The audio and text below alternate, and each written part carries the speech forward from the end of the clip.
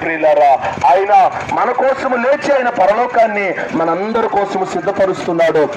యేసుక్రీస్తు ప్రభువారి ద్వారా ఎవరైతే రక్తము ద్వారా కడగబడి, యేసయ్యా నా పాపములు కడగండి, యేసయ్యా నన్ను పరిశుద్ధపరచండి, నీ రాకడికి నన్ను సిద్ధపరచండి అని చెప్పి ఎవరైతే యేసు రక్తము ద్వారా కడుగబడతారో వారు దేవుని రాజ్యములో ఉంటారని నేను మీతో తెలియపరుస్తున్నాను. ప్రియులారా, పరలోకం అనేది ఒకటి ఉంది, పాతాళం అనేది ఒకటి ఉంది.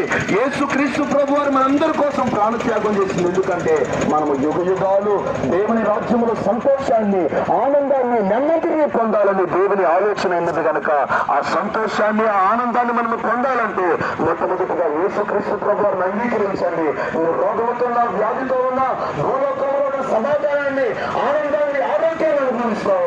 అంత మాత్రమే కాదు, ప్రతి మనిషి చనిపోవాలి. చనిపోయిన తర్వాత యుగ యుగాలు మనము దేవుని రాజ్యములో మనం ఉంటామని దేవుని మాటలు సెలవిస్తున్నాయి. ప్రియులారా, ఏ స్థలములో